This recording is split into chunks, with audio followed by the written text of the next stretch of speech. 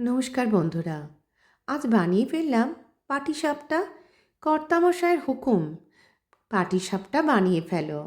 শীত পড়েছে আর পাটিসাপটা হবে না, তাই পিঠের শুরুয়াতটা করেই ফেললাম। তো এইভাবে দেখো, 2 কাপ ময়দা নিলে 1 কাপ সুজি নাও, আর তার মধ্যে একটু এলাচ গুঁড়ো দিয়ে ইসুতুষ্ণ দুধ দিয়ে সমান এটা ব্লেন্ড করতে থাকো।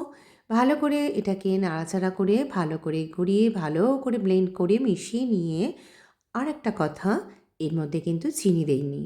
চিনি বা গুড় কোনোটাই আমি এর মধ্যে দিই না। তুমি যদি এটার মধ্যে দাও, আবার খোয়া ক্ষীরটাও মিষ্টি, সবটা মিলে ভীষণ মিষ্টি হয়ে যায়। তাই খোয়া ক্ষীরটাই আমি বানিয়েছি ওইভাবেই। দেখো, এইবার চাটুর মধ্যে একটু একটু করে ঘি লাগিয়ে বেগুনের বোঁটা পেছনটা দিয়ে, আর এইভাবেই আমি করলাম পাটিসাপটাগুলো। খুব সুন্দর টপাটপ করে উঠতে লাগলো, আর খেতেও হয়েছিল ভীষণ ভালো।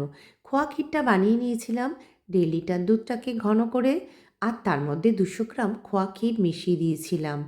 আর অনেক সময় কি হয়, আমাদের বাড়িতে অনেক সন্দেশ জমে যায়।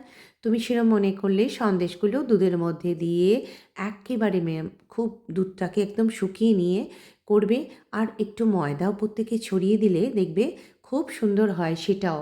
কেমন? এভাবেও তোমরা বানিয়ে করতে পারো। তো আমি এভাবেই পাটিসাপটাগুলো বানিয়ে ফেললাম, যেটা খেতে হয়েছিল ভীষণ ভালো। আর খেতেও শুরু করে দিয়েছিল সবাই টপাটপ করে। এই 4টে খায় তো ও 6টা, এইভাবেই করতে লাগলাম আর খেতে লাগলাম। তো তোমাদের কেমন লাগলো পাটিসাপটাগুলো? আর তোমরাও টপাটপ বানিয়ে ফেলো আর খেতে শুরু করে দাও। ভীষণ ভালো হয়েছিল খেতে। তো কেমন লাগলো জানিও।